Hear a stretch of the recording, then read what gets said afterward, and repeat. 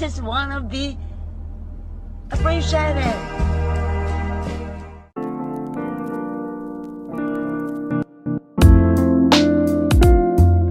What is up, YouTube? Crafting Cars here. Happy Tuesday. Now in today's video, we're going to be pulling the cylinder head and the intake manifold off the B16 there, and I'm going to be pulling off the hardware and everything necessary for us to get that done. My buddy Gideon's coming over. He's going to help me lift it off so we don't scratch anything or anything like that. And he's bringing his 2 dogs. One of them happens to be a really cute puppy, and my sister's coming over to help watch the dogs at the same time. So we got a big party going.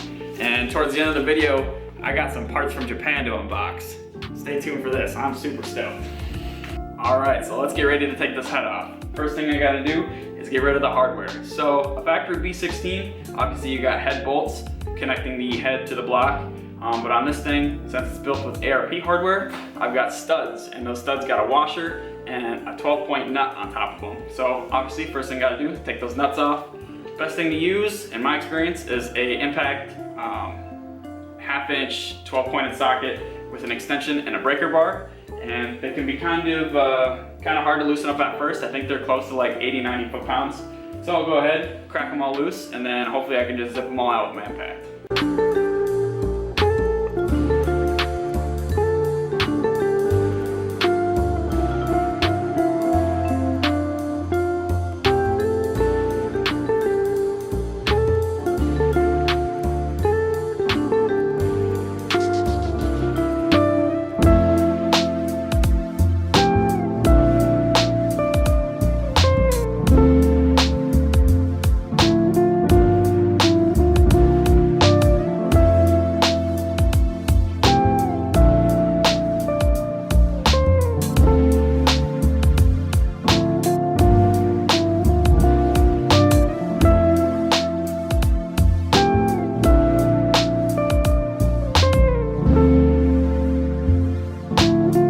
So now that we got the nuts out, we can go ahead and take the studs out.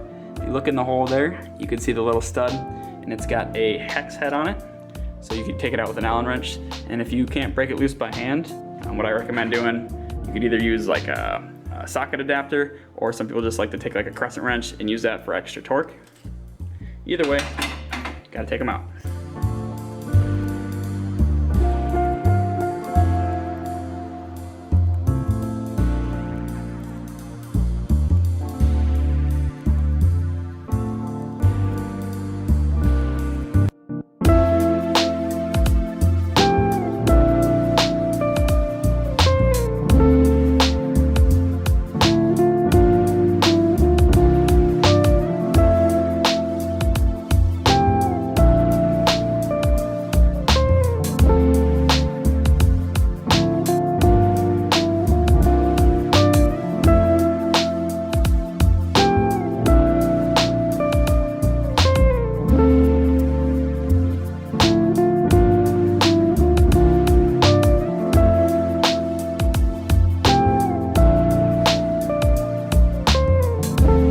So now we got all the hardware out besides for the washers, but the good thing is that those washers are all in recessed holes, so when me and Gideon take the head off, they won't be flying all over the place.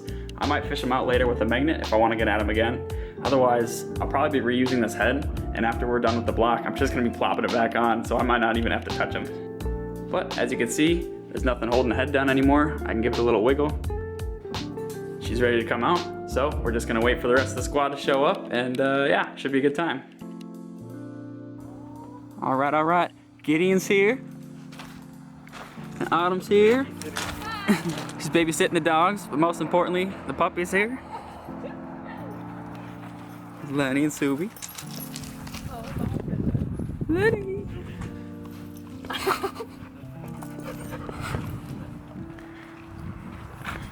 You ready to watch some puppers today? Yep. Alright, so as you can see, we got Gideon here helping out, and these aren't too heavy, so we should be able to move it on over there. Light work, shouldn't be too hard, so stretch it out a little bit, and it's all about limber. Here goes nothing.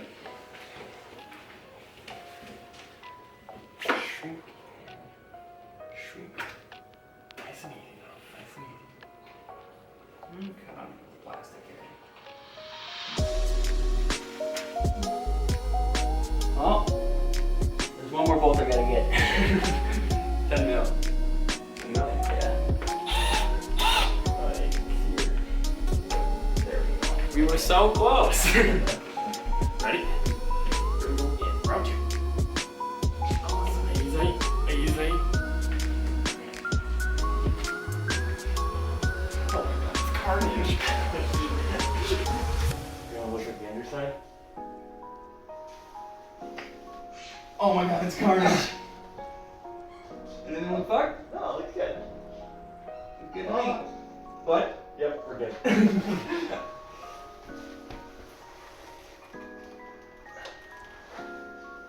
think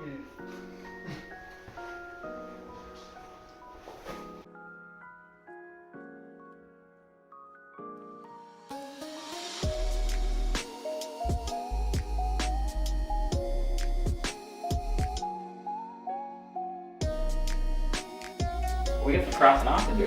there's still a whole bunch of coolants in there.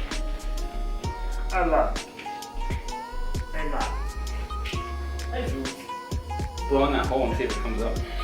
Grab the other side of your hand and help you across. This is gonna be the most stupid.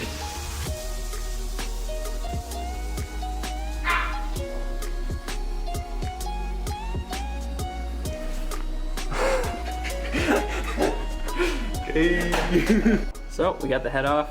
Taking a look at the internals here. As far as the mating surface, that still looks good. Pistons, obviously they're kind of stained and nastier looking. As far as the sidewalls, they're pretty even, but if you look on both the edges here, on each piston, they look like they might be a little scored. Doesn't really show up on camera too good, but it's getting bored out anyway, so don't really give a shit. And yeah, got the head on the rack over there. And take a look at the head gasket. Looks good still. No tears or no spots where it looks like the coating's wearing off or anything like this. It's pretty good OEM Honda gasket, so good deal. All right, so huge shout out to Autumn and Gideon for coming over and helping me out with that. But now it's time to talk about this new part that I got. So, story about this is, in my Civic right now, I've got the transmission out of a Integra GSR. Now over in Japan, the GSRs have LSDs, the limited slip differential, which for some of you guys in the know will probably understand, but if you're kind of new to this game, limited slip differential is really good for front wheel drive cars and rear wheel drive cars. But basically what it does is under like hard acceleration or a lot of power, it limits the slippage between basically your two wheels, so you have more traction. On a car without a LSD where you're making a lot of power, a lot of times you'll see like people call it one wheel peeling or one tire fire, where whatever the easiest wheel to spin, the transmission will spin that wheel. So you'll do a burnout, but just one of your wheels will be spinning. So the LSD limits that slippage, keeps both wheels spinning for maximum traction. And I've never had one in my cars before. Civic's never had one with the Turbo D series motor or the B series that I ran for 450 miles. Never got to experience it, but a lot of people say that it makes a world of a difference, and I believe it. I've seen, like track times and stuff where it makes a big difference. And so I was doing a little research because I was thinking, okay, well, I got my motor and everything out of the car. What can I upgrade, in the time being? One thing being my transmission. So I'm doing some searching on Google, looking at these LSDs that are around like 750 bucks. And I like almost bought one. And then I was on Facebook Marketplace, and later that day, an ad popped up where some dude is selling an LSD out of a Type R, an Integra Type R from Japan. And so it should fit. He basically bought the LSD so he could take the ring gear and the speed gear off of it. But I'll be able to use my GSR ring gear and speed gear and put it onto this bad boy. And yeah, it came in a sweet box. He bought it from Japan, and then he had it in Minnesota, and then I bought it from him. It came in a box. This is for a Cusco Lsd, and at first I was like super psyched, thinking like, oh, this is a $1,500 LSD. But on closer inspection, it looks like just a regular Type R OEM LSD. But the cool part is the packaging.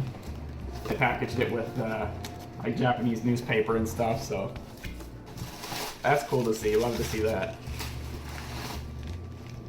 Yeah, that's pretty cool.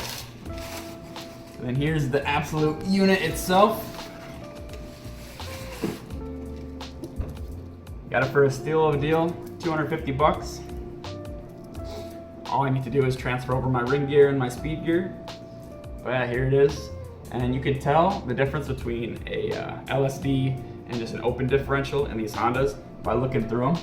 If you can see through that hole there, it means that it is an LSD, but if there's a bar going through that hole there, it means that it's a non-LSD, it's just a regular open diff. So this is definitely the way to go. Still, I think he pulled it at, or the person he bought it from pulled it at like 20,000 miles, so very low mileage. Inspecting it, it literally looks brand new. So I'm super stoked. I thought I'd share it with you.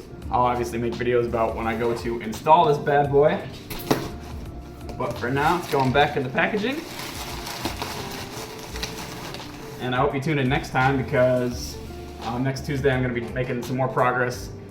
Really want to get that motor out, separate it from the tranny, take a better look at everything. So stay tuned for next Tuesday. Thanks for tuning in to Crafting Cars. I'm super stoked. I think right now we're right on the edge of 400 subscribers, and we're really excited to be here. Even before the end of the year, we kind of surpassed our goal a little bit. But with the next coming year, I want to up our game up a little bit more. So any feedback that you guys can provide in the comments is much appreciated. Kind of trying to step it up so we can get more subscribers. Our views are there, just got to get more subscribers, and pretty soon we're going to get monetized and maybe have enough YouTube money to buy ourselves some food, some snacks every once in a while. We love that. So yeah, keep subscribing. Love answering the comments down below and sharing all these videos with your friends and stuff if they're in Hondas or any automotive related content or anything like that. We do it all here, and yeah, we'll see you next time. Bye-bye.